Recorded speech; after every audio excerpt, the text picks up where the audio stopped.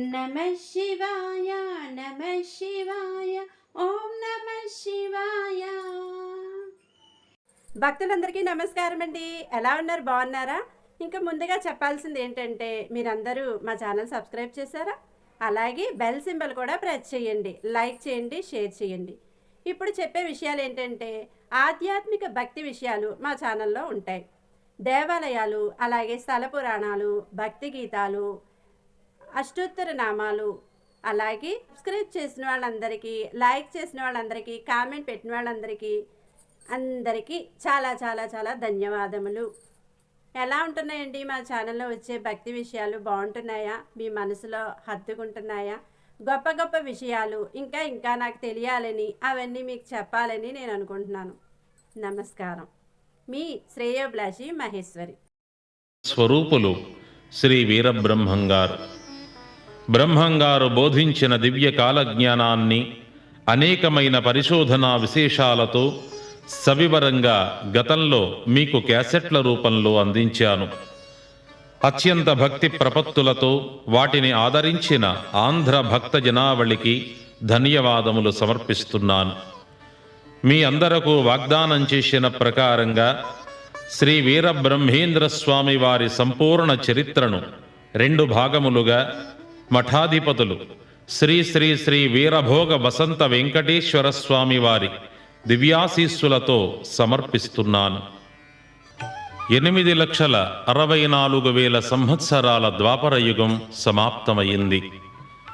ఆ యుగ ధర్మ సంరక్షణ కోసమై అవతరించిన శ్రీకృష్ణ పరమాత్మ తన అవతారం పరిసమాప్తం చేశాడు. పరీక్షిత్తు మహారాజ పట్టాభిషేకానికి ముందుగానే కలియుగం ప్రారంభమైంది. దైవబలంతో అది ఆగింది. ఆనాడు తన ప్రభావం తగ్గించుకున్న కలికాలం జనమేజయుని అనంతరం విజృంభించింది. దినదిన ప్రవర్ధమానమై వర్ధిల్లింది.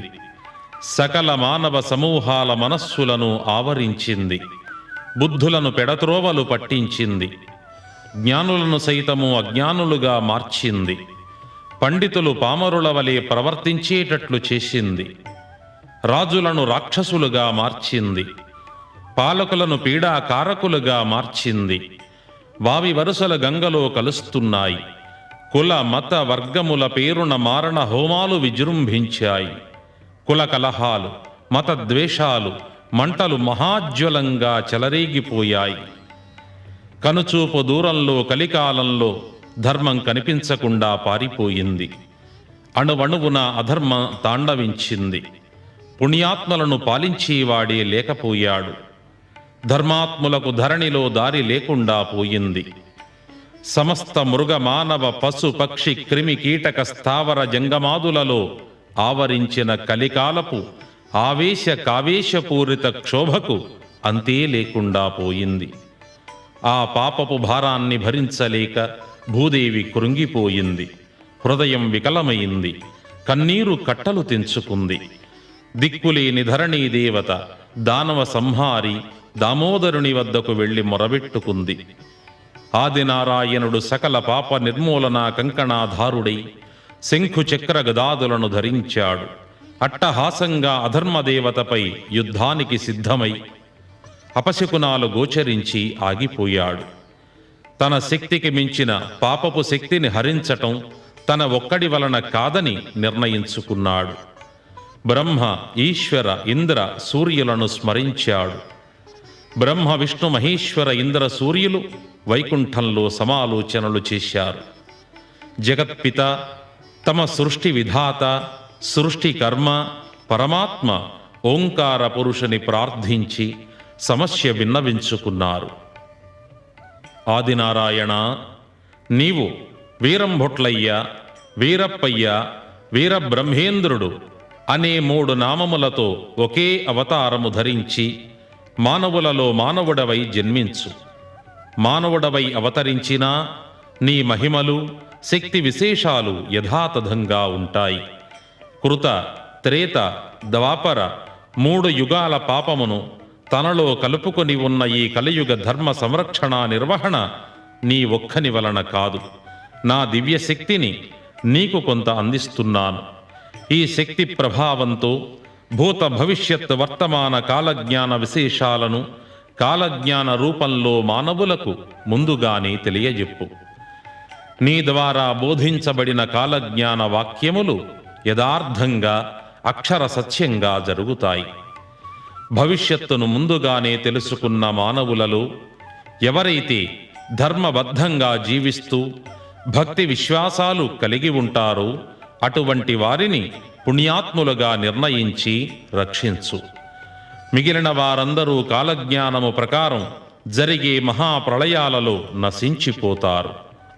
అప్పుడు మాత్రమే భూభారం తగ్గిపోగలదు. నీకు సహాయకునిగా సిద్ధయ్య, ఆనంద భైరవుడు అనే 2 నామములతో 2 అవతారములు ధరించి మహేశ్వరుడు వెంట ఉండగలడు. బ్రహ్మదేవుడు అన్నాజయ్యగా కొంతకాలము ఉండి కాలజ్ఞాన ప్రచారం చేసి రాగలడు. సర్వే జనాః సుఖినో భవంతు అని కర్తవ్యబోధ చేసి అదృశ్యుడయ్యాడు పరమాత్మ. పరమాత్మ ఆదేశానుసారం శ్రీ మహావిష్ణుమూర్తికి మానవ జన్మను ప్రసాదించగల పుణ్య దంపతులు భూలోకంలో ఎక్కడ ఉన్నారో అని ఒక మాయా సాధువు రూపం ధరించి మహేశ్వరుడు భూలోకానికి వచ్చాడు. బ్రహ్మాండపురము అనే గ్రామంలో పరిపూర్ణయాచార్యుడు, ప్రకృతాంబ అనే విశ్వబ్రాహ్మణ పుణ్య దంపతులు అష్టైశ్వర్యాలతోనూ భోగభాగ్యాలతోనూ తొలదూగుతున్నారు. కానీ వారికి సంతానం లేదు. సంతానాభిలాషులై వారెన్నెన్నో వ్రతాలు పూజలు చేసి ఉన్నా ఫలం దక్కలేదు. నిరాశ నిస్పృహలతో మునిగి ఉన్న ఆ దంపతుల గృహం చేరుకున్నాడు పరమేశ్వరుడు. వారి చేత అర్ఘ్యపాద్యాదులు అందుకున్నాడు. వారి గోడు విన్నాడు. పరిపూర్ణయాచార్య, పుణ్యం చేసిన కొలది పురుషుడు మంచివాడు లభిస్తాడు, దానం చేసిన కొలది బిడ్డలు ఉత్తములు కలుగుతారు అని పెద్దల మాట. నీవు రేపు సూర్యోదయాత్ పూర్వము భార్యా సమేతుడవై బయలుదేరి కాశీ క్షేత్రానికి వెళ్ళు. 40 రోజులు కాశీ విశ్వేశ్వరుణ్ణి పంచాక్షరీ మహామంత్రానుష్ఠాన నియతుడవై ఉపాసించు. 41వ నాడు నీకు భగవదనుగ్రహం లభించి నీ కోరిక నెరవేరగలదు అని కర్తవ్యబోధ చేసి అదృశ్యమయ్యాడు ఆదిశంకరుడు. ఆ మహానుభావుని దివ్యోపదేశానుసారం పరిపూర్ణయాచార్య దంపతులు కాశీపట్టణం చేరుకున్నారు. ఒక్కపూట భుజిస్తూ కటిక నేలపై శయనిస్తూ నిత్య గంగాజలాభిషేకములు చేస్తూ అనుక్షణ పంచాక్షరీ మహామంత్ర జపం చేస్తూ ఆ దంపతులు మండలకాలం దీక్షను ముగించారు. 41వ రోజున ఆ విశ్వేశ్వరాలయ ముఖ మండపంలో నిద్రించి ఉన్నారు. అర్ధరాత్రి అయింది. నిశ్శబ్ద ప్రశాంతంగా ఉన్న ఆ నిశిలో కాశీలింగము నుండి ఒక దివ్య జ్యోతి ఉద్భవించింది. నిద్రిస్తున్న ప్రకృతాంబ గర్భాన లీనమైపోయింది. అప్పటి సమయం బ్రాహ్మీ ముహూర్తం. మరుక్షణంలో పరమేశ్వరుడు ప్రకృతాంబకు స్వప్నంలో సాక్షాత్కరించాడు. తల్లి ప్రకృతాంబ, నా భక్తురాలవైన నీకు ఒక దైవ రహస్యం చెబుతున్నాను, ఆలకించు. లోక సంరక్షణార్థమై శ్రీ మహావిష్ణుమూర్తి కలియుగావతారము ధరించాలని దేవలోకంలో నిర్ణయం జరిగింది. ఆ నిర్ణయం ప్రకారం ఆదినారాయణుడు నీ గర్భాన ప్రవేశించాడు. పరమ పవిత్రులైన మీ దంపతులను దామోదరునికి తల్లిదండ్రులుగా నేను నిర్ణయించాను. అయితే ఒక్క విషయం, లక్ష్మీపతి నీకు బిడ్డగా పుట్టిన మరుక్షణం నీ భర్త మరణించక తప్పదు అని హెచ్చరించి అదృశ్యమైనాడు. ఉలిక్కిపడి నిద్రలేచింది. కంగారుగా భర్తను నిద్రలేపి స్వప్న వృత్తాంతం చెప్పింది. భర్త మరణవార్తను ముందే విన్నాని అని దుఃఖించింది. పిచ్చిదానా, వచ్చిన కలలన్నీ నిజమవుతాయా అని భార్యను ఓరడించాడు. ఓదార్చి నిద్రపుచ్చాడు పరిపూర్ణయాచార్యుడు. కాలగమనంలో 9 మాసాలు నిండాయి ప్రకృతాంబకు. ఆమె కోరికపై భార్యతో సహా కాశీపట్టణం నుండి స్వగ్రామమైన బ్రహ్మాండపురం తిరుగు ప్రయాణమయ్యాడు. మార్గమధ్యంలో సరస్వతీ నదీ తీరాన మహారణ్యంలో ఒకనాటి తెల్లవారుఝామున ప్రకృతాంబ ప్రసవించింది. లోకరక్షణా దీక్షాబద్ధుడైన లక్ష్మీనారాయణుడు మానవుడై అవతరించాడు. ఆ మరునిమిషంలో పరిపూర్ణయాచార్యుడు మరణించాడు. భర్త మరణించాడని గ్రహించిన ప్రకృతాంబ తాను కూడా మరణించాలని నిర్ణయించుకుంది. శిష్య సమేతంగా అటుగా వచ్చిన అత్రి మహామునికి ఆ బాలుణ్ణి అప్పగించి జరిగిన వృత్తాంతమంతా వివరించింది. మహాముని వారించినా వినకుండా భర్తతో సహగమనం చేసింది. వారికి కర్మకాండలు జరిపించి ఈ బాలుణ్ణి తన ఆశ్రమానికి తీసుకువెళ్లిన అత్రి మహాముని వీరంభొట్లయ్య అని నామకరణం చేసి పెంచుతున్నాడు.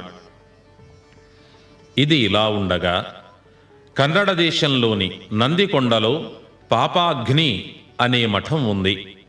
ఆ మఠానికి యనమదల వీరభోజయాచార్యుడు, వీర పాపమాంబ అనే వృద్ధ దంపతులు అధిపతులుగా ఉన్నారు. వారికి వృద్ధత్వం వచ్చినా వంధ్యత్వంతో మిగిలిపోయారు. జీవిత చరమాంకంలో తీర్థయాత్రలు చేయాలని సంకల్పించి బయలుదేరారు. అనేక పుణ్యక్షేత్ర సందర్శనం చేస్తూ అత్రి మహాముని ఆశ్రమం చేరుకున్నారు. ఆశ్రమంలో 3 దినాలు ఉండి ఆతిథ్యం పొందారు. ఆశ్రమ వాతావరణంలో పెరుగుతున్న ముద్దులొలికే బాలుణ్ణి చూశారు. మహర్షిని ప్రార్థించి ఆ బాలుణ్ణి దత్తపుత్రునిగా పొందగలిగారు. సాక్షాత్తు నారాయణావతారుడైన ఆ బాలుణ్ణి జాగ్రత్తగా పెంచుకోమని చెప్పి దత్తత ఇచ్చి పంపించాడు అత్రి మహాముని. వీరంభొట్లయ్యను తమ గృహానికి తీసుకుని వెళ్ళి వీరప్పయ్య అని నామకరణం చేసి అల్లారు ముద్దుగా పెంచుకుంటున్నారు ఆ వృద్ధ దంపతులు. వీరప్పయ్యకు 8 ఏండ్ల ప్రాయమొచ్చింది. ఉపనయనం చేసి బ్రహ్మ గాయత్రి మంత్రోపదేశం చేశాడు వీరభోజయాచార్యుడు. ఆ తరువాత 2 ఏండ్ల కాలంలో సహజ మరణం పొందాడు. వీరప్పయ్య మీదనే పంచప్రాణాలు నిలుపుకొని జీవిస్తోంది పాపమాంబ. బాలబ్రహ్మేంద్ర స్వామి వారికి 14 సంవత్సరాల వయస్సు వచ్చింది. ఆనాటికే సకల వేదాంగ శాస్త్ర పురాణ ఇతిహాసాదులెన్నో ఆకళింపు చేసుకున్నారు స్వామివారు. తన అవతార కార్యదీక్షను ప్రారంభించాలని తలచి ఒకనాడు పట్టు పీతాంబరాలను, స్వర్ణాభరణాలను తొలగించి దండ కమండలాలను, కాషాయాంబరాలను ధరించి తన తల్లి వీర పాపమ్మ వద్దకు వచ్చారు. తల్లి, నేను లోక సంచారం చెయ్యాలని నిర్ణయించుకున్నాను. నాకు అనుమతిని ఇవ్వమని కోరారు. నాయనా వీరప్పయ్య, ఎప్పుడు వెళుతున్నావు? ఎక్కడెక్కడికి వెళుతున్నావు? ఎన్నాళ్లకు తిరిగి వస్తావు అని ప్రశ్నించింది. అమ్మా, నేను తిరిగి రాను. ఈనాడు ప్రారంభిస్తున్న ఈ లోక సంచార దీక్ష అనేక గ్రామాలు తిరిగి అజ్ఞానులై మెలగుతున్న మానవులను జ్ఞాన మార్గంలో పయనించే విధంగా ఆత్మబోధలను, కాలజ్ఞాన బోధలను చేస్తూ ఏదో ఒక ప్రదేశంలో జీవ సమాధి నిష్ఠాగరిష్ఠుడను కాదలుచుకున్నాను. కనుక నన్ను చూచే అవకాశం నీకు ఇకపై ఉండదు అన్నారు స్వామివారు. ఆ మాటలు విన్న మరుక్షణం తన ప్రాణప్రదమైన కుమారుడు తనకిక దక్కడేమో అనే విషయం గ్రహించిన పాపమాంబకు దుఃఖం కట్టలు తెంచుకుంది. కన్నీరు మున్నీరుగా విలపిస్తూ, నాయనా వీరప్పయ్య, ముసలి తల్లిని, దిక్కులేని దానిని చేసి వెళ్ళిపోతావా? నీ తండ్రి మరణించినా నీపైన నీ ప్రాణాలు పెట్టుకుని జీవిస్తున్న నన్ను కడతీర్చిన తరువాత నీవు నీ ఇష్టానుసారం వెళ్ళు. నీవు లేనిదే నేను బ్రతకలేను అని విలపించింది. తల్లి దుఃఖాన్ని చూసిన స్వామివారు, అమ్మా, పాపాగ్ని మఠానికి అధిపతురాలవై ఉండి, వృద్ధురాలవై ఉండి, అపార వేదాంత విజ్ఞానం కలిగి ఉండి నీవు ఇలా అమాయకంగా మాయలో పడి మాట్లాడతావెందుకు? ఈ జగత్తులో ఎవరు ఎవరికి తండ్రి, ఎవరు ఎవరికి తల్లి, ఎవరు బిడ్డ ఎవరు బిడ్డడు పిచ్చిదానా. సృష్టి రహస్యం తెలియక నీవు అమాయకంగా మాట్లాడుతున్నావు. ఈ జీవుని రాకపోకల గురించి తెలిసిన వారెవ్వరూ ఈ శరీర బంధాల గురించి ఆలోచించరు. నీకు సృష్టి రహస్యాన్ని, పిండోత్పత్తి వివరాన్ని తెలియజేస్తాను విను అని చెప్పటం ప్రారంభించారు. పిండోత్పత్తి అంటే మనమందరం మన తల్లి గర్భంలో ఎలా తయారవుతున్నామో, ఎలా పెరిగి ఏమి చేసి బయటపడ్డామో అనే జన్మరహస్యాలు. ఇవి ఈనాటి జీవనం సాగిస్తున్న ప్రతి వ్యక్తి తెలుసుకొని తీరవలసిన విశేషాలు. ఇవి తెలుసుకోలేకపోతే మానవ జన్మకు గల ఘనత, విశిష్టత అర్థం కావు. మానవ జన్మకు పరమార్థమే లేకుండా పోతుంది. శాస్త్రోక్తంగా వివరిస్తాను వినండి. మనం భుజించిన ఆహారం మాంసము, రక్తము, మలము, మూత్రము, క్రొవ్వు, ఇంద్రియము అనే రూపాలుగా మారుతుంది. అన్నసారము ఇంద్రియంగా రూపాంతరం చెందుతుంది. ఈ ఇంద్రియమే వీర్యము అని పిలువబడుతుంది. పురుషుని శరీరంలో తయారైన వీర్యము శుక్లము అని, స్త్రీ యొక్క శరీరంలో తయారైనటువంటి వీర్యము శోణితమని పిలువబడుతుంది. తల్లిదండ్రుల శారీరక కలయిక వలన ఈ శుక్ల శోణితములు ఏకమై తల్లి గర్భంలో బిడ్డ సంచిలో ప్రవేశిస్తాయి. మొదటి 5 రోజుల వరకు నీటిపై బుడగ రూపంలో గోళీకాయలా ఉంటుంది మన శరీరము. ఇది మన జన్మ యొక్క ప్రారంభ రూపము. ఆ తరువాత 1 నెల రోజులు ముగిసే సమయానికి తల్లి గర్భంలో పడిన ఈ గోళాకృతిగా ఉన్న మన శరీరము చుట్టూ మాయ అనబడే ఒక పలచని పొర సంచిలా ఏర్పడుతుంది. ఆ సంచిలో తల్లి మూత్రము నుండి తయారైన ఉమ్ము నీరు వచ్చి చేరుతుంది. ఈ నీటి మధ్యన తల, పొట్ట అనబడు భాగములు మాత్రమే తయారైన మాంసపు ముద్ద ఉంటుంది. 2వ నెల చివరి నాటికి తల్లి గర్భంలో ఉన్న మన ఈ మాంసపు ముద్దకు ఛాతి అనగా వక్షస్థలం తయారవుతుంది. 3వ మాసాంతానికి కళ్ళు, కాళ్ళు, చేతులు, వ్రేళ్ళు, గోళ్ళు, పెదవులు మొదలైన శరీర భాగములు తయారవుతాయి. 4వ నెల చివరకు స్త్రీయా పురుషుడా నిర్ణయించే లింగ నిర్ణయ అవయవాలు కలుగుతాయి. 5వ మాసాంతానికి ఈ మాంసపు ముద్ద పైన వెంట్రుకలు జన్మిస్తాయి. 6వ మాసం చివరికి రంధ్రాలు 9 ఏర్పడుతాయి. అప్పుడు ఈ శరీరము తల్లక్రిందులుగా తల్లి గర్భంలో తిరుగుతుంది. 7వ మాసంలో ప్రాణ, అపాన, వ్యాన, ఉదాన, సమాన, నాగ, కూర్మ, కృకర, దేవదత్త, ధనుంజయములు అనబడు 10 ప్రాణములు శరీరంలో ప్రవేశిస్తాయి. ఈ 10 ప్రాణభాగములు కలసినదే జీవుడు, ఆత్మ అని పిలువబడుతుంది. ఈ జీవుడే సకలమైన కష్ట, నష్ట, సుఖ, దుఃఖ, రాగ, ద్వేషాదులను అనుభవిస్తాడు. 8వ మాసం నుండి భూమిపైనకు వచ్చేంత వరకు సృష్టికర్త పరమాత్మ ఓంకార స్వరూపుడు తల్లి గర్భంలో ఉన్న మన శరీరంలోని జీవునికి జ్ఞానబోధ చేస్తాడు. గతంలో ఎన్నెన్ని జన్మలు ధరించామో, ఏ జన్మలలో ఎన్నెన్ని అనుభూతులు పొందామో కలల రూపంలో వివరించి చూపిస్తాడు పరబ్రహ్మ. అనేక జన్మల అనుబంధ బాంధవ్యాది సంతోష విషాదాలను తిలకించిన జీవుడు అంటే మనమందరం తల్లి గర్భంలో ఉండగానే పరమాత్మను శరణు వేడుకుంటాం. ఓ నిరంజన, నిష్కళంక, నిరాభాస, నిరీశ్వర పరమాత్మ, ఈ క్షణంలో ఈ తల్లి గర్భంలో ఉండలేకపోతున్నాను. అసహ్యమైన దుర్వాసన వేస్తున్న పరమ నీచమైన ఈ ముట్టు రక్తంలో అనుక్షణము ఉండలేకపోతున్నాను. కన్ను మూసినా తెరచినా చీకటిగా ఉన్న ఈ తల్లి గర్భంలో నిలవలేకపోతున్నాను. నన్ను మోయలేక నా తల్లి అవస్థల పాలవుతోంది. ఈ తల్లి గర్భంలో అనుభవిస్తున్న ఈ నరకము ఒక జన్మలోనిది కాదు, అనేక జన్మలలో నేను అనుభవిస్తూనే ఉన్నానని తెలిసింది. ఆ జ్ఞానాన్ని నీవే బోధించావు. కనుక ఓ భగవంతుడా, ఇటువంటి గర్భప్రసూత వ్యాపార నరకాల నుండి నన్ను రక్షించు. ఇంతటి నీచమైన స్థానము నుండి జన్మిస్తున్న నేను మరలా ఇదే స్థితి రావాలని కోరుకోను. ఎన్నెన్నో జన్మలు ధరించాను, ఎన్నెన్నో పర్యాయములు మరణించాను. మళ్ళీ ఇప్పుడు వంటి నిండా మైల రక్తము పూసుకొని పుడుతున్నాను. ఇటువంటి జన్మను పొందకుండా మోక్షాన్ని ప్రసాదించు. నిన్నే నిరంతరము ధ్యానించి మోక్షము సంపాదిస్తాను, నన్ను అనుగ్రహించు అని ప్రార్థించి అపానవాయు ప్రసారం చేత ఈ జీవుడు శరీరంతో సహా భూమిపైన పడుతున్నాడు. మనమందరము అలా వచ్చి ఉన్నామని జ్ఞాపకము ఉంచుకుంటే చాలు. భగవంతునిపైన భక్తి, మన రక్త మాంస పురీషాది నిర్మితమైన శరీరం పైన విరక్తి, మోక్ష మార్గ పయనంలో అనురక్తి కలుగుతాయి. అదే మానవుడు తెలుసుకొనవలసిన పరమార్థం.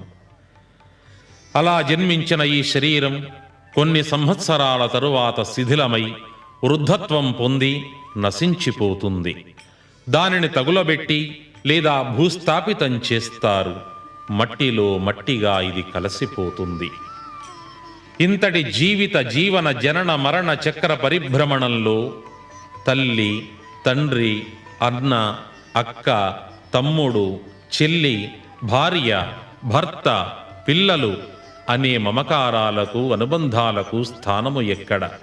తల్లి, ఎవరెవరి కర్మలు వారు అనుభవించటానికి పుట్టి గిడుతూ ఉంటారు. ఈ జననము మరణము అనే సంకెళ్ల నుండి బయటపడటమే మోక్షము. అందువలన ఓ పాపమ్మ తల్లి, నీవెవ్వరు, నేనెవ్వరు వివరించి చెప్పమని ప్రశ్నించారు బ్రహ్మంగారు. స్వామివారి బోధను విని మానవ జన్మ రహస్యము గ్రహించి తరించింది పాపమాంబ. తండ్రి, ఇంతటి మహాబోధను చేసిన నీవు సాక్షాత్ ఆదినారాయణుడవి, సందేహం లేదు. నా యందు అనుగ్రహముంచి నీ దివ్య స్వరూపం సందర్శనం చేయించవా అని ప్రార్థించింది. తల్లి కోర్కెను మన్నించి బ్రహ్మంగారు తన విశ్వరూపం చూపించారు. 1000 శిరస్సులతో, అనంతమైన పాదములు, అనంతమైన భుజములు, అనంత హస్తములతో 3 కోటి దేవతలకు ఆవాసమై, సకల భువన భవన సృష్టి స్థానమై, సూర్య చంద్రాంగారక బుధ బృహస్పత్యాది నవగ్రహ పరివేష్టితమై, అనంతమై, అద్భుతమై, అనిర్వచనీయమై, అఖండ పుణ్య ఫలప్రదమై, అనంత విశ్వవ్యాపితమైన ఆ విశ్వరూపాన్ని చూచి ఆనంద భాష్పాలు జలజలా జాలువారుతుండగా మనసు పులకరించి శరీరం జలధరిస్తూ రోమాంచితమవుతుండగా మనోవాక్కాయ కర్మలచే ప్రార్థించింది పాపమాంబ. అనంతకోటి బ్రహ్మాండ నాయక, 14 భువనైక విధాత, 33 కోటి దేవతా పాదాభివందిత, 84 క్రిమి కీటక మృగ మానవ దేవదానవాది జీవకోటి ప్రాణప్రదాత ఆదినారాయణ, పాహిమాం పాహిమాం, అనుగ్రహించి మోక్షం ప్రసాదించు అని ప్రార్థించింది. తల్లికి మోక్షం ప్రసాదించి తన విశ్వరూపాన్ని ఉపసంహరించుకొని నిజరూపం ధరించి లోక సంచార యాత్ర సాగించారు బ్రహ్మంగారు. అనేకానేక పుణ్యక్షేత్రాలు, దివ్య ఆరామాలు సందర్శించుకొని బ్రహ్మంగారు హరిహరపురము అనే ఒక గ్రామం చేరి ఆ గ్రామం చివరలో గల ఏటి తీరాన పర్ణశాల నిర్మించుకొని సూర్యోపాసనా నిమగ్నమై ఉన్నారు. ఇది ఇలా జరుగుతూ ఉండగా కాశ్మీర దేశపు మహారాజు జయసింగునకు కుమారుడై ఆనంద భైరవుడు అనే నామధేయంతో జన్మించాడు మహేశ్వరుడు. క్షత్రియ ధర్మ ప్రకారంగా ఒకనాడు వేటకై వెళ్ళాడు. మహారణ్యంలో అనేక క్రూర మృగాలను వేటాడాడు. ఒక చెట్టు క్రింద విశ్రమించాడు. మంచి నిద్రలో ఉండగా దగ్గరలో ఏదో అలికిడి వినిపించి లేచాడు. ఎదురుగా పచ్చగడ్డిని ఆనందంగా తింటూ తిరుగుతున్న ఒక గోమాతను చూశాడు. దానికి నమస్కరించి ప్రక్కకు తిరిగి పడుకున్నాడు. అలా తిరుగుతున్నప్పుడు ఆవు ప్రక్కన ఉన్న పొదలో ఒక పెద్ద పులి పొంచి ఉండటం చూశాడు. అది గోవును చంపటానికై ఎదురు చూస్తుందని గ్రహించాడు. నిద్రమత్తు వదిలింది. గోవును రక్షించాలనుకున్నాడు. ధనుర్బాణాలు అందుకున్నాడు. విషపూరితమైన శరాన్ని ఎక్కుపెట్టి పెద్ద పులికి గురిచూచి విడిచాడు. రివ్వున దూసుకు వస్తున్న బాణాన్ని చూసింది పెద్ద పులి. బ్రతికి ఉంటే బలిసాకు తిని బ్రతకవచ్చని తలచి ప్రాణభయంతో బయటకు వచ్చి పారిపోయింది.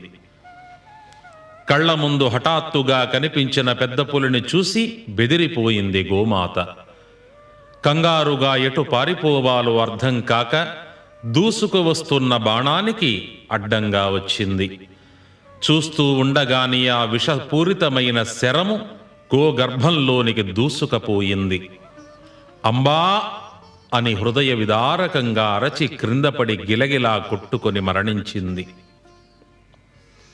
నిశ్చేష్టుడయ్యాడు ఆనంద భైరవుడు. గోవును సంరక్షించబోయి సంహరించాను అని గ్రహించాడు. కన్న బిడ్డను పొరపాటున చేజేతులా చంపుకున్న తండ్రి కంటే శతాధికంగా విలపిస్తూ ఆ గోమాత కళేబరంపై పడి దుఃఖించాడు. ఏడ్చి ఏడ్చి అలసిపోయి ఒక నిర్ణయానికి వచ్చాడు. తన స్వహస్తాలతో ఒక సమాధిని త్రవ్వి ఆవును అందులో ఖననం చేశాడు. దాని చుట్టూ 108 ప్రదక్షిణలు చేశాడు. గోహత్య మహాపాతక దోషం పొందిన తన ముఖాన్ని తల్లిదండ్రులకు చూపటం ఇష్టం లేక అటు నుండి అటే తీర్థయాత్రలకు బయలుదేరాడు.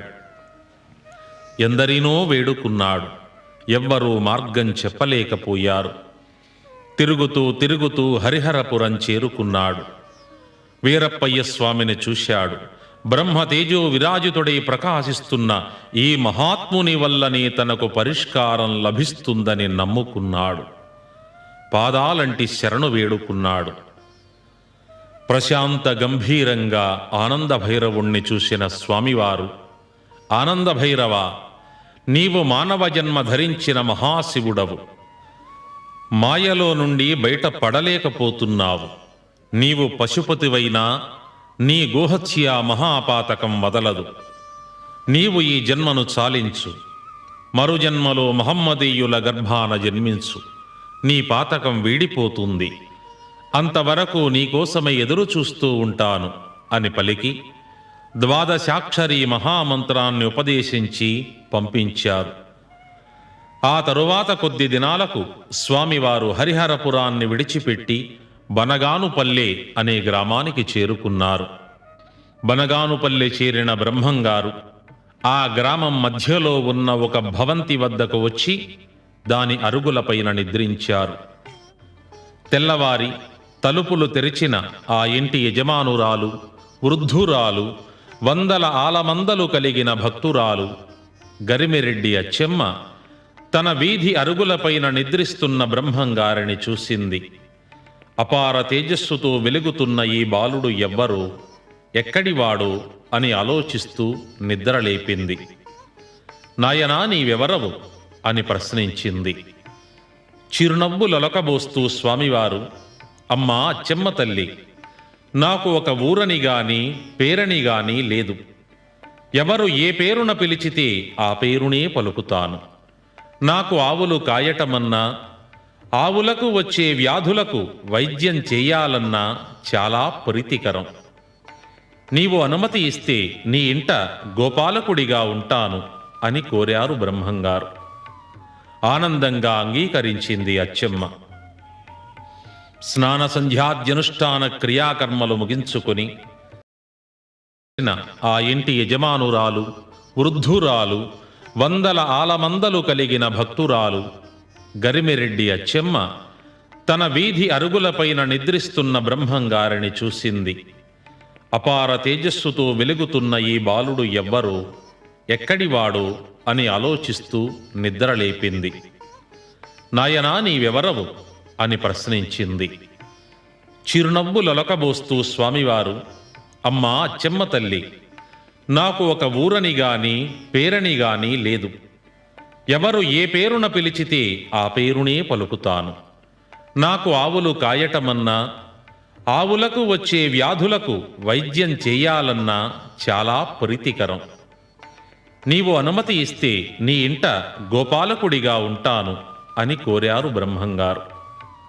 ఆనందంగా అంగీకరించింది అచ్చమ్మ. స్నాన సంధ్యాద్యనుష్ఠాన క్రియాకర్మలు ముగించుకొని స్వామివారు ఆవులను తోలుకొని బయలుదేరారు. గ్రామం దాటిన తరువాత ఉత్తర దిశలో ఉన్న రవ్వల కొండ వద్దకొచ్చారు. ఆవులను విశాల మైదానంలో నిలబెట్టి వాటి చుట్టూ కర్రతో గీత గీచారు. కొండ వద్దకు వచ్చారు. అక్కడ ఉన్న పెద్ద తాటి చెట్టు వద్దకు వచ్చి దానివైపు చూశారు. ఆ శ్రీమన్నారాయణుని దర్శన ఆనందంతో ఆ తాళవృక్షం క్రిందికి వంగి స్వామి పాదాలు తాకి నమస్కరించింది.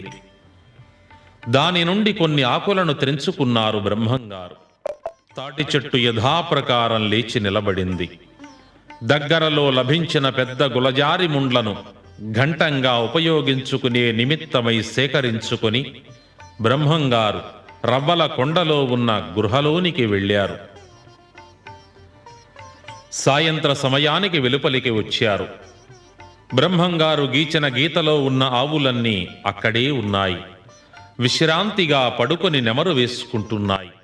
వాటిని తోలుకొని గృహోన్ముఖులయ్యారు బ్రహ్మంగారు.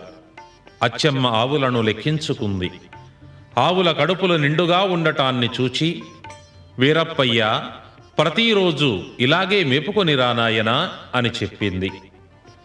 ప్రతిరోజు ఇదే విధంగా ఆవులను మేపుతూ బ్రహ్మంగారు ఆ రవ్వల కొండ గృహలో 3 సంవత్సరాలు కాలజ్ఞాన రచన సాగించారు. ఒకనాడు బనగానుపల్లె గ్రామ రైతులు కొందరు ఆ రవ్వల కొండ మీదుగా పక్క గ్రామానికి వెళుతూ ఈ ఆవుల మందను చూశారు. వీరప్పయ్య కోసం వెతికారు. కాని కొండ గృహాంతర్భాగంలో ఉన్న స్వామివారు వీరికి కనిపించలేదు. ఆ రవ్వల కొండ చుట్టూ ఆవరించి ఉన్న మహారణ్యంలోని ఏ క్రూర మృగమో వీరప్పయ్యను చంపి ఉంటుంది. మనమైనా ఈ ఆవులను తోలుకొని వెళ్ళి అచ్చమ్మగారికి అప్పగించుదామని భావించి ఆవులను అదిలించారు. ఆవులు కదలలేదు. బ్రహ్మంగారు గీచిన గీతను దాటి లోనికడుగు వేశారు ఆ రైతులు. ఆ మరుక్షణంలో వారికి కళ్ళు కనిపించలేదు. పైగా ఆవులు కొమ్ములతో కుమ్మటం ప్రారంభించాయి. బయటకు వచ్చి పడ్డారు.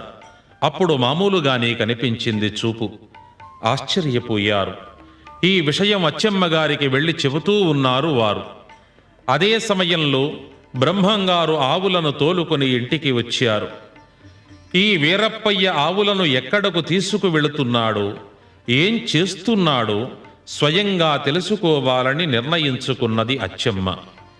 స్వామివారితో ఏమీ అనకుండా 2వ నాటి ఉదయం రహస్యంగా బయలుదేరింది. స్వామివారు గోవుల చుట్టూ గీత గీయటం, తాటి చెట్టు వంగి లేవటం, కొండ గృహలో ప్రవేశించటాన్ని చూసింది. ఆశ్చర్యంతో లోనికి వెళ్ళింది. పట్టపగలు సైతము గాఢాంధకారంగా ఉండవలసిన ఆ కొండ గృహలో 1000 పడగలు ఎత్తి ఆదిశేషుడు సింహాసనము వలె చుట్టుకుని ఉండగా, శేషుని పడగలపై వెలుగులు విరజిమ్ముతున్న నాగమణుల కాంతి పుంజములలో తాటియాకుల గ్రంథంపై గులజారి ముల్లుతో భవిష్యత్ కాలజ్ఞాన రచన చేస్తున్న శ్రీమన్నారాయణుని సందర్శనం చేసింది. ఆనంద పరవశురాలైంది. స్వామికి ఆటంకం కలిగించకూడదని భావించి భక్తితో నమస్కరించి వెనుదిరిగి వదలలేక వెళ్ళింది. ఎప్పుడెప్పుడు స్వామివారింటికి వస్తారా అని ఎదురు చూడసాగింది. సాయంత్రం వేళ ఇంటికి వచ్చిన స్వామివారి పాదాలపై వాలి క్షమాపణలు కోరి స్వామివారి అనుగ్రహాన్ని పొందింది. యాగంటి పుణ్యక్షేత్రంలో వీరప్పయ్య స్వామి వద్ద గురూపదేశం పొంది తరించింది. బనగానుపల్లెలో బ్రహ్మంగారి నిత్య యోగాసనాది తపశ్చర్యల కోసమై ఏకాంతవాసంగా ఒక మఠాన్ని కట్టించి ఇచ్చింది. దానిలో బ్రహ్మంగారు ఒక శివలింగం ప్రతిష్ఠించారు. ఒకనాడు అచ్చమ్మ బ్రహ్మంగారికి సేవ చేస్తూ గుడ్డివాడైన తన కుమారుడు బ్రహ్మానందరెడ్డిని అనుగ్రహించమని ప్రార్థించింది. బ్రహ్మానందరెడ్డిని చూచిన స్వామివారు, తల్లి అచ్చమ్మ, నీ కుమారుడు గత జన్మలో పుణ్యాత్మురాలైన తన భార్య కనుగ్రుడ్లు వేళ్లతో పొడిచి అంధురాలను చేసి ఉన్నాడు. ఆనాటి పాప ఫలితమే ఈ జన్మలో ఇలా అనుభవిస్తున్నాడు. నీ వంటి పుణ్యాత్మురాలి గర్భాన జన్మించినందున కర్మ తొలగింది అని చెప్పి తన అమృత హస్తాలతో అతని కన్నులు స్పృశించారు స్వామివారు. ఆ మరుక్షణం బ్రహ్మానందరెడ్డికి దృష్టి వచ్చింది. ఆనంద తాండవం చేశాడు. స్వామివారికి నమస్కరించి గ్రామంలోనికి వెళ్ళిన బ్రహ్మానందరెడ్డి స్వామివారి మహత్యాన్ని విపరీతంగా ప్రచారం చేశాడు.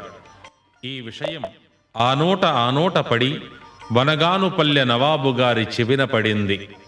బ్రహ్మంగారిని సగౌరవంగా తన కోటకు ఆహ్వానించాడు బనగానుపల్లె నవాబు.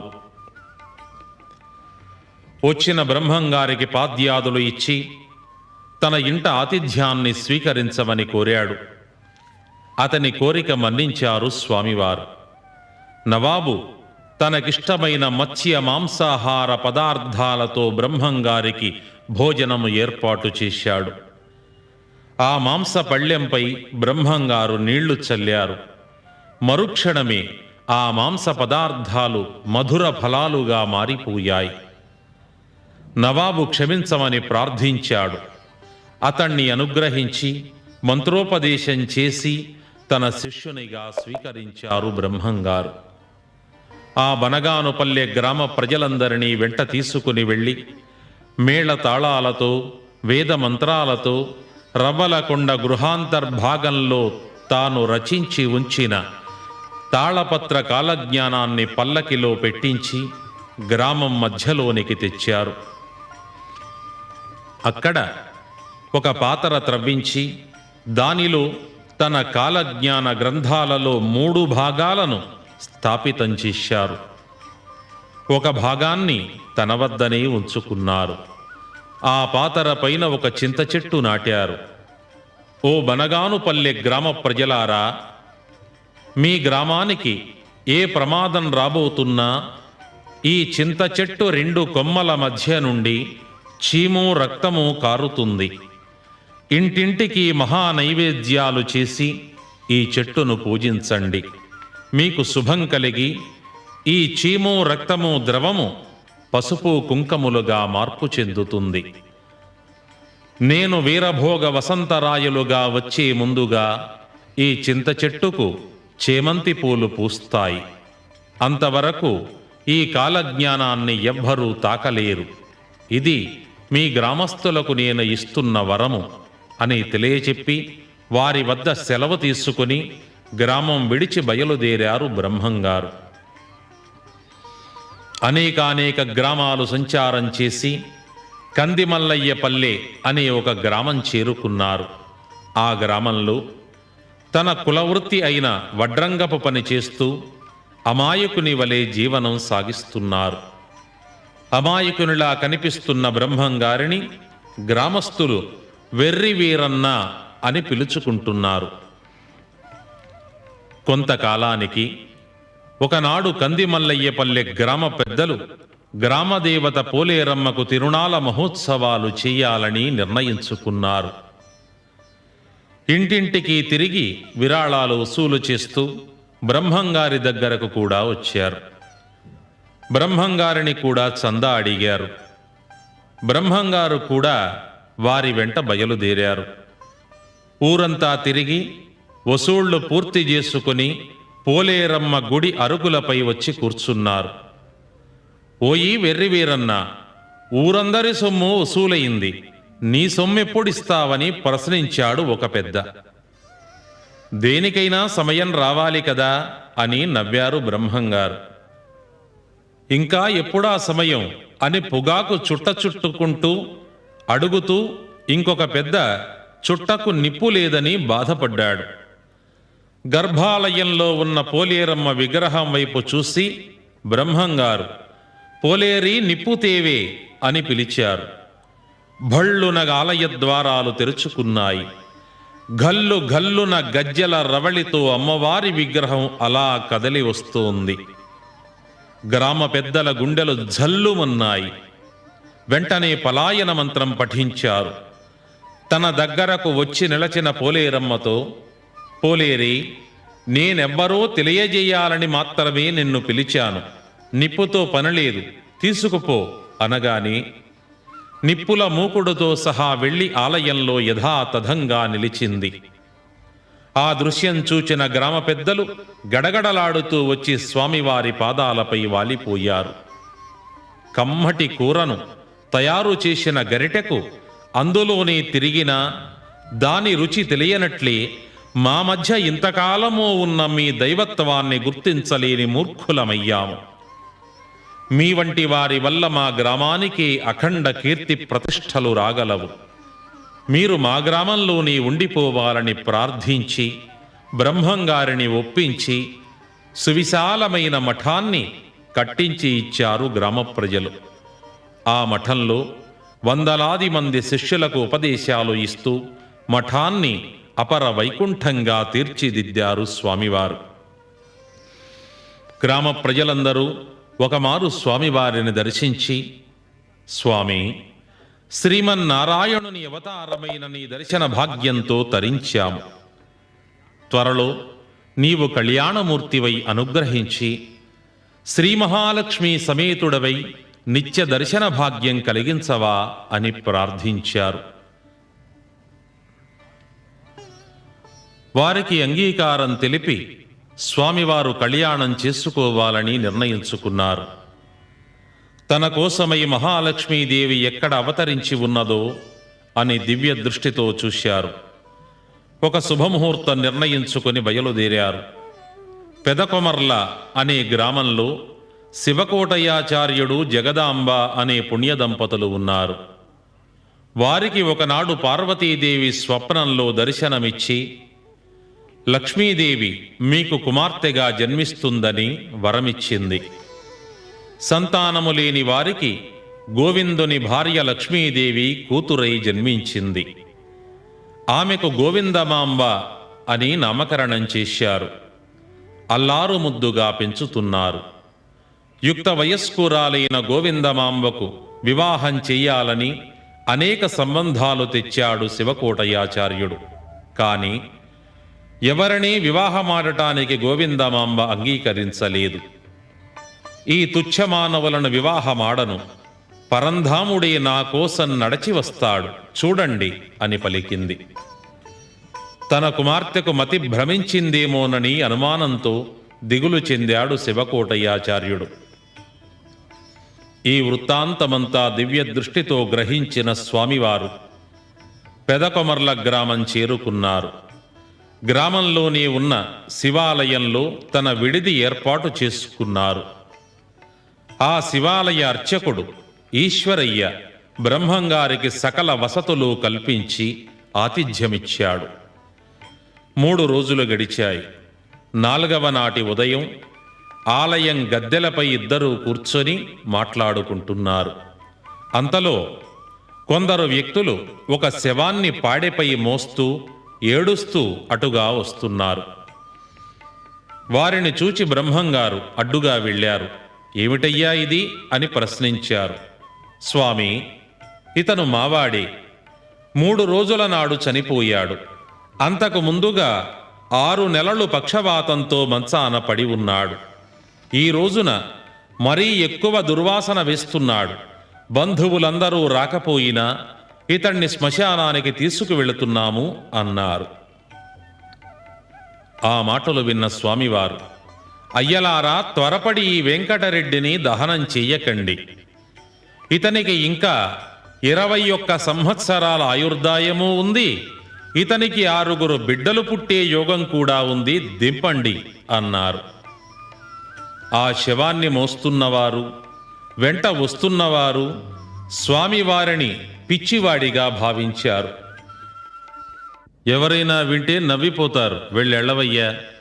3 రోజుల నాడు చచ్చి ఉబ్బి చండాలపు వాసనలు వేస్తున్న మనవాడు ఇంకా బ్రతికి 6 బిడ్డల్ని కంటాడట. వినండిరా, ఈ పిచ్చిస్వామి మాటలు అని విరగబడి నవ్వుకున్నారు వారు. వారెంత అపహాస్యం చేసినా బ్రహ్మంగారు వాళ్ల మాట వినలేదు. పాడెను క్రిందికి దించే వరకు వదలలేదు. పాడెపైన శివాకారుడై ఉన్న వెంకటరెడ్డిపై కొన్ని నీళ్లు చల్లి, ఆదినారాయణుణ్ణి ఆజ్ఞాపిస్తున్నాను, లేచి కూర్చో అన్నారు. ఆ మరుక్షణంలోనే ఆ శవం నిద్ర నుండి లేచినట్లుగా లేచి కూర్చొని కళ్ళు తెరిచింది. ఆ దృశ్యం చూచిన వారందరూ భయంతో గ్రామంలోనికి పొరుగెత్తారు. ఈ శవమే లేచి వారి వెంటపడింది. మరింత భయంతో పారిపోయి ఇళ్లల్లో దాక్కున్నారు. చచ్చి బ్రతికిన వెంకటరెడ్డి చివరగా పారిపోతున్న ఒకడిని పట్టుకున్నాడు. వాడు చచ్చినంత కేక వేశాడు. గట్టిగా అరవకురా, మళ్ళీ చచ్చేటట్లున్నాను, నేనురా వెంకటరెడ్డిని, గుర్తించలేదా అన్నాడు. వాడు నిబ్బరపడి అనేక ప్రశ్నలు వేశాడు. మెల్లిమెల్లిగా గ్రామ ప్రజలందరూ చుట్టుముట్టారు. మా వెంకటరెడ్డి బ్రతికాడని నిర్ణయించుకున్నారు. ఆ నిర్ణయంతో పాటు వెంకటరెడ్డిని బ్రతికించిన ఆ స్వామివారు సాక్షాత్తు శ్రీమన్నారాయణుడేనని గుర్తించారు. ఇంటింటికి హారతులతో వెళ్ళి బ్రహ్మంగారిని పూజించి సేవించి తరించారు. ఈ తతంగమంతా కొందరు కుర్రవాళ్లు చూశారు. బ్రహ్మంగారిని ఒక మాయా సన్యాసిలా భావించారు.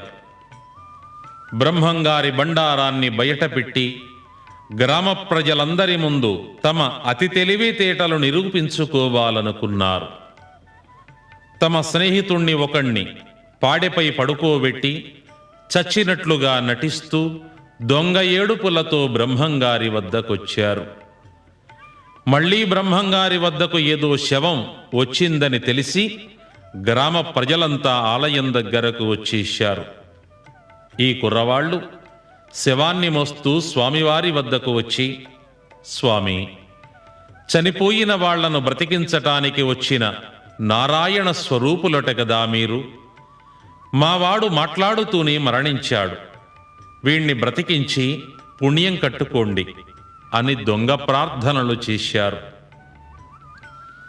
స్వామివారు వారికన్నా దీనంగా, అయ్యో నాయనలారా, నిన్న వెంకటరెడ్డిని బ్రతికించాను అంటే వాడికి నూకలున్నాయి, మీరు మోసుకొచ్చారే వీడికి భూమిపై నూకలు చెల్లిపోయాయి. నేనేం చెయ్యగలను, శ్మశానానికి వెళ్ళండని అన్నారు బ్రహ్మంగారు. ఆ కుర్రవాళ్లు ఎగతాళిగా నవ్వుతూ గ్రామ ప్రజల వైపు చూసి, ప్రజలారా చూస్తున్నారు గదా, మా స్నేహితుడు బ్రతికే ఉన్నాడు, ఆ మాత్రం చచ్చినవాడో బ్రతికినవాడో గుర్తించలేని ఇతడొక స్వామి అంటూ పాడెదించి తమ స్నేహితుణ్ణి లేపారు. బ్రహ్మంగారు నోటి మాట చేతనే వాడెప్పుడో చచ్చిపోయాడు. ఆ విషయం తెలిసిన వారు హాహాకారాలు చేశారు. ఆ చనిపోయిన వాడి తల్లిదండ్రులు గోడుగోడున విలపించారు. వారి పుత్రశోకాన్ని చూచి జాలిపడి బ్రహ్మంగారు చనిపోయిన వాణ్ణి బ్రతికించి ఆ కుర్రవాళ్లకు బుద్ధి చెప్పి పంపించారు. బ్రహ్మంగారి మహత్యం గురించి గ్రామంలోని ఆబాల గోపాలము ఘనంగా కీర్తిస్తున్నా కూడా గోవిందమాంబ గారి తండ్రి శివకోటయ్య గారు మాత్రం స్వామివారి దర్శనానికి రాలేదు.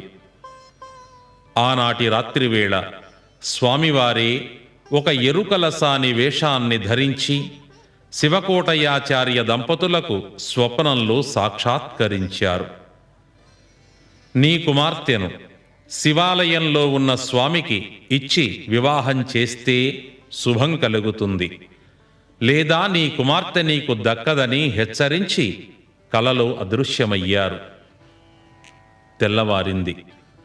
భార్యాభర్తలు తమకు వచ్చిన కలల గురించి ఒకరికి ఒకరు వివరించుకున్నారు. ముందుగా స్వామివారిని భోజనానికి పిలుద్దాం, తరువాత వివాహం గురించి ఆలోచిద్దాం అనుకొని స్వామివారిని శివకోటయాచార్యుడు భోజనానికి ఆహ్వానించాడు. నీ ఇంట వండిన పదార్థాలు నేను భుజించను, నా వెంట తెచ్చుకున్న రాగి సంకటి మాత్రమే తింటాను, అందుకు ఇష్టమైతే నీ ఇంటికి భోజనానికి వస్తాను అని షరతు విధించి స్వామివారు భోజనానికొచ్చారు. స్వామివారికి ఇచ్చిన మాటను కాదని శివకోటయ్య గారు పిండి వంటలతో భోజనం సిద్ధం చేయించారు. స్వామివారు ఆగ్రహించినట్లు నటించి నాకిచ్చిన మాటను తప్పినందువల్ల నాతో పాటు నీవు కూడా సంకటే తినమని ఆజ్ఞాపించారు. అయిష్టంగాని అదే సంకటి వడ్డించమని ఆదేశించాడు భార్యను. మనసులో అసహ్యించుకుంటూనే ఆ సంకటి అందుకుంది జగదాంబ. మూటను విప్పింది. ఆ దంపతులు అజ్ఞాన పొరలు తొలగేలా సంకటి అదృశ్యమై ఆ స్థానంలో వేడి వేడి పంచభక్ష్య పరమాన్నాలు ప్రత్యక్షమయ్యాయి. శివకోటయాచార్య దంపతులు భక్తితో స్వామికి సాష్టాంగ నమస్కారం చేశారు. స్వామి, సాక్షాత్తు జనార్దనుడవైన నీ కాళ్ళు కడిగి శ్రీ లక్ష్మీకన్యకనిచ్చి వివాహం చేయటం కంటే నా జన్మకు కావలసిన పరమార్థమేముంది? నీవు నిర్ణయించిన శుభముహూర్తానికి మహద్భాగ్యంగా మహావైభవంగా కళ్యాణం జరిపి నా జన్మ ధన్యం చేసుకుంటాను అని ఆనందంగా శివకోటయాచార్యుడు అంగీకరించాడు. స్వామివారు నిర్ణయించిన శుభముహూర్తానికి భూదేవంతటి అరుగులు వేసి ఆకాశమంత పందిళ్లు వేసి అశేష భక్తజనుల సమక్షంలో వేదోక్తంగా తన ఏకైక కుమార్తె క్షీర సముద్ర రాజతనయావతారిణి గోవిందమాంబను గోవిందునకు ఇచ్చి కళ్యాణం చేసి తరించాడు. ఆ మధుర క్షణంలో భక్తులు జయ జయధ్వానాలు చేశారు. మహామునులు మహదానందంగా ఆశీర్వచనం చేశారు. దేవతలు పుష్పవర్షం కురిపించి ఆనందించారు. కమనీయమైన స్వామి కళ్యాణం కన్నులారా తిలకించిన వారి జన్మము ధన్యమైంది.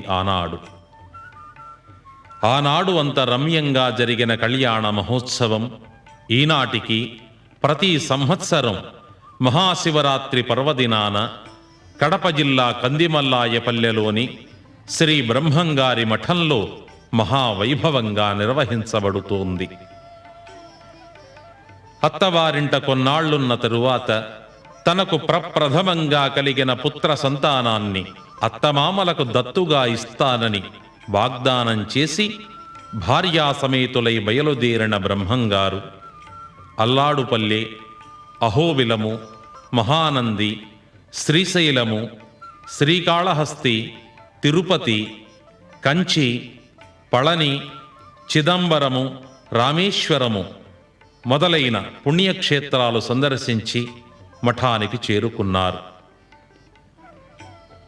కాలగమనంలో స్వామివారికి సిద్ధిలింగయ్య, గోవిందయ్య, గిరిరాజయ్య, ఓంకారయ్య, పోతులూరయ్య అని 5 కుమారులు, వీరనారాయణమ్మ అని ఒకే ఒక్క కుమార్తె సంతానంగా కలిగారు. అన్నమాట ప్రకారం పెద్ద కుమారుడు సిద్ధిలింగయ్యను అత్తమామలకు దత్తుగా ఇచ్చివేశారు. తన సంతానానికి యుక్త వయస్సు రాగానే వివాహాలు కూడా జరిపించారు. ఆ పైన తన యావత్ సమయాన్ని లోక కళ్యాణానికై వినియోగిస్తూ అజ్ఞానులకు బోధలు చేస్తూ శిష్యులుగా వచ్చిన వారికి ఉపదేశాలు ఇస్తూ వందలాది శిష్యులతో మఠాన్ని పరిపాలిస్తున్నారు.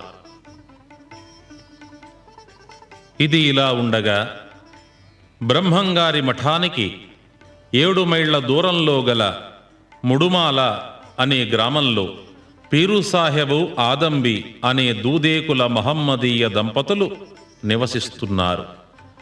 వారికి ఎన్నెన్నో పూజలు మొక్కుబడులు చేసిన తరువాత అల్లా అనుగ్రహం వలన ఒక కుమారుడు జన్మించాడు. ఆ బాలుడికి సైదా అని పేరు పెట్టారు. కానీ చిన్నతనం నుండి మంచి గుణాలను భక్తి ప్రపత్తులను సిద్ధించుకున్న ఆ బాలుణ్ణి చూసి అందరూ సిద్ధడు అని పిలిచేవారు. ఈ సిద్ధయ్య వేరెవ్వరూ కాదు, ఆనాడు గోహత్య మహాపాతకం నుండి బయట పడాలని కోరి బ్రహ్మంగారి అనుగ్రహంతో మరలా జన్మించిన ఆనంద భైరవుడు. సిద్ధయ్య 12 ఏండ్ల ప్రాయం గలవాడయ్యాడు.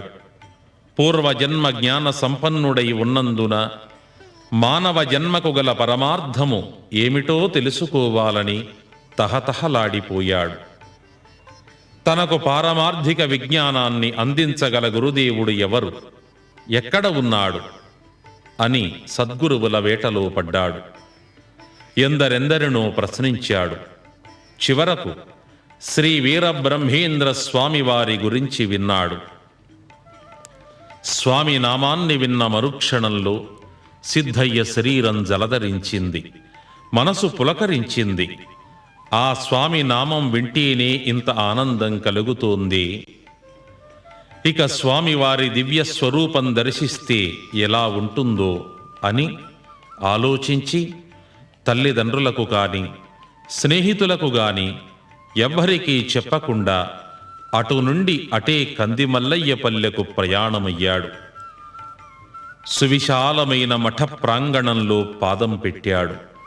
ఆ మఠం లోపల శ్రీరామనామ తారక మంత్రం జపం చేస్తున్నవారు, పంచాక్షరీ మంత్రం పఠించేవారు, అష్టాక్షరీ సాధనాపరులు, తత్వాల గీతాలాపనలు చేసేవారు, సాంఖ్య తారక అమనస్కాదులను ఆచరించేవారుగా గుంపులు గుంపులుగా ఉన్న భక్త జన సమూహముల మధ్యన చుక్కల మధ్యన చంద్రబింబంలా ప్రకాశిస్తున్న శ్రీ వీరబ్రహ్మేంద్ర స్వామివారు వెండి సింహాసనంలో యోగ నిద్రాసక్తులై ఉండటాన్ని చూశాడు. తనకు తెలియకుండానే చేతులు జోడించి ముకుళిత కర పుటితాంజలి బద్ధుడై వచ్చి స్వామివారి చెంత కూర్చున్నాడు. అరఘడియ తరువాత స్వామి కన్నులు తెరిచారు. తన కన్నుల ఎదుట కూర్చున్న సిద్ధయ్యను చూశారు. మొదటి చూపులోనే అతని పూర్వజన్మ వృత్తాంతాన్ని గ్రహించారు. జన్మ వదిలినా మాయ వదిలిందా లేదా పరీక్షించాలనుకున్నారు. జీవితంలో ఆటుపోట్లు తిని వయస్సు మళ్ళిన గురుబిడ్డలతో నిండిన ఈ మఠంలోనికి పాలుగారే పసిబిడ్డడివి ఎందుకొచ్చావు, ఏం పని నీకు అని ప్రశ్నించారు. స్వామి, పక్షులు, పశువులు, మృగాలు ఉదయం లేచింది మొదలు రాత్రి వరకు తిండి కోసము, బిడ్డల కోసము, శరీరం కోసము శ్రమించి జీవిస్తున్నాయి. మానవుడు కూడా తన నిండు 100 ఏళ్ల జీవితాన్ని అందుకోసమే ఖర్చు చేస్తున్నాడు. మనిషికి పశువులకు భేదమే నాకు కనిపించటం లేదు. అందువలన మానవ జీవితంలోని గొప్పతనం ఏమిటో అర్థం కావటం లేదు. మానవ జన్మ పరమార్థాన్ని తెలియజెప్పే బ్రహ్మ విద్యను మీ నుండి పొందాలని ఆశతో వచ్చాను, అనుగ్రహించమని ప్రార్థించాడు. నవ్వారు బ్రహ్మంగారు. పిచ్చివాడా, నీ తల్లిదండ్రులపై అలిగి వచ్చినట్లనిపిస్తోంది నీ పరిస్థితి. 2 రోజులు ఇక్కడ ఉంటే నీవే నిలువలేక నాకు కూడా చెప్పకుండా వెళ్ళిపోగలవు, కావాలంటే ఉండు అన్నారు. ఆ మాత్రమైన బ్రహ్మంగారి అనుగ్రహం లభించింది. అదే 10,000 అనుకొని 10 దినాలు ఉండిపోయాడు సిద్ధయ్య. ఎందుకు ఉన్నావని స్వామివారడగనూ లేదు. మీరు చెప్పిన గడువుకు మించి ఉండిపోయాను, బ్రహ్మమంత్రోపదేశం చెయ్యమని సిద్ధయ్య అడగనూ లేదు. బ్రహ్మంగారు సిద్ధయ్యను అనుగ్రహించనూ లేదు. ఒకనాడు తన బిడ్డడేమయ్యాడో తెలియక ఊరూరా వెతుకుతూ పిచ్చివాడిలా ఉన్న పీరు సాహెబు మఠానికి వచ్చాడు. స్వామివారి చెంత కూర్చున్న సిద్ధయ్యను చూశాడు. పుత్రవాత్సల్యం పొంగి పొరలుతూ ఉంది. పరుగు పరుగున వెళ్లి కుమారుడిని కౌగలించుకున్నాడు. నాయనా కుమారా సిద్ధ, నీవు కనిపించక నీ తల్లి మతి భ్రమించి శవస్వరూపంగా రోగగ్రస్తురాలైపోయింది. నన్ను చూస్తున్నావు కదా, జీవచ్ఛవంలా ఉన్నాను. ఇంత లేత వయస్సులో నీకీ మఠాలు, గురూపదేశాలు ఎందుకురా నాయనా? నీకు స్వామివారిని చూడాలని ఉందని నాతో ఒక్క మాట అని ఉంటే నేనే స్వయంగా తెచ్చి బ్రహ్మంగారిని చూపించి ఉండేవాడిని కదా. జరిగిందేదో జరిగిపోయింది, ఇంటికి వెళదాం రాసిద్ధ అని కుమారుణ్ణి బలవంతంగా తీసుకువెళ్లే ప్రయత్నం చేశాడు. తండ్రి చేతిని విడిపించుకొని బిరబిరా బ్రహ్మంగారి వద్దకు వచ్చేశాడు. బ్రహ్మంగారి వెనుక నిలచి తండ్రితో ఇలా అన్నాడు: నాన్నా పీరు సాహెబు, ఈ జీవుడికి శరీరమే ఒక పెద్ద బంధం. తల్లి తండ్రి మొదలైన అనుబంధాల బంధాలు మరింతగా పెంచలేను నేను. నీ ముత్తాతతో నీ తాత, నీ తాతతో తండ్రి, నీ తండ్రితో నీవు పోలేదు కదా. నేనెట్లు నీతో రాగలను? తండ్రివైన నీవు ఔషధం సేవిస్తే నా వ్యాధి పోదు కదా. అలాగే నేను భోజనం చేస్తే నీ ఆకలి తీరదు గదా. ఎవరి కర్మకు ఎవరు బాధ్యులు? ఇప్పటికే నా నిండు 100 జీవితంలో 12 వృధా చేసుకున్నాను. పవిత్రమైన వీరబ్రహ్మేంద్రస్వామి పాద సేవలో నా జీవితాన్ని మోక్ష మార్గంలో పయనించనివ్వు, అడ్డుపడకు. ఈ జన్మనిచ్చిన నీకు నా ధన్యవాదాలు తెలియజేస్తున్నాను. కానీ నీ వెంట నేను రాలేను, నువ్వు వెళ్ళిరా అని ఖండితంగా చెప్పాడు. శ్రీ వీరబ్రహ్మేంద్ర స్వామి వారి సంపూర్ణ జీవిత చరిత్ర మొదటి భాగం సంపూర్ణం.